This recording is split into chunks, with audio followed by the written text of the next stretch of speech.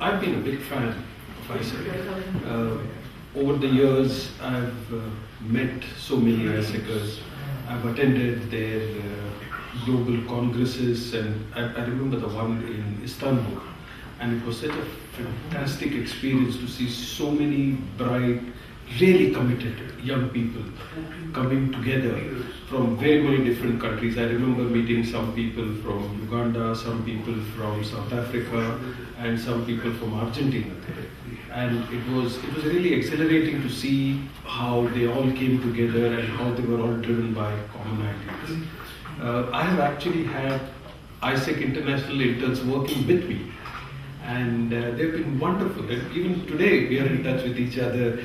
We tried to meet up in San Francisco recently when one of them has moved from Istanbul to San Francisco. We have had so many ISECers become students here. They always turn out to have something special. So that's why we have so much of affection for ISECers.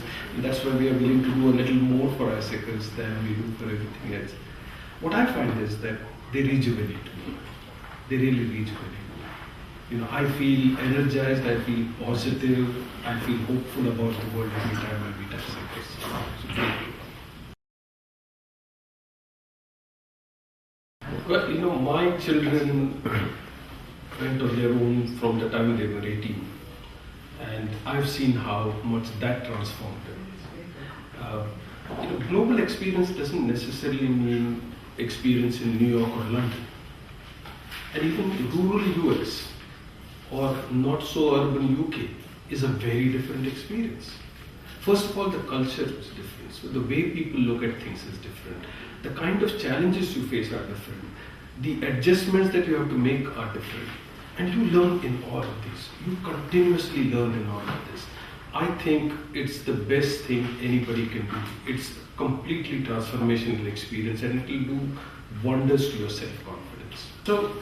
So I think these kind of international experiences are very, very useful.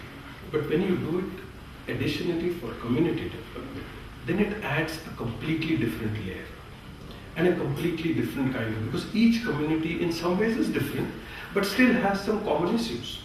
There are issues of communication, there are issues of what is important for community, there are issues of how do you make them understand that this is for their greater good. And these kind of things, especially when you do in a different country, and frankly, I did some in China, and the experience I had in India was so valuable to me that this reverse is equally true. When I now come back to India, what I found I learned when I talked to communities in China, and with a translator, which I couldn't speak otherwise, that was really phenomenal. So, we've always seen ISECers as potential leaders. I think these are self-driven young people, and that's very valuable to us. We know that this is a gigantic country. We know that we have a challenge of volume, but we also know that a few leaders can create big transformations. And we see ISECers as those great catalysts, as those few leaders who make some big transformations. Where do we go from now? That's the challenge. There is the whole issue of quality on one side. How do we have a cohesive group which everyone shares in the value versus scale? And that is a real problem. But I think technology is going to be fused. We may end up having two levels, the core ISEC level and maybe the ISEC associates or something like that, where we ensure that there is a greater cohesiveness between those two groups, but we still reach a lot more people. So these are the classic challenges of India. But I think what's far more important is that we just start. Let's not worry about an ideal solution. Let's start with, as Mao of all the people said, let 1,000 flowers bloom, and then one of them will provide you the perfume.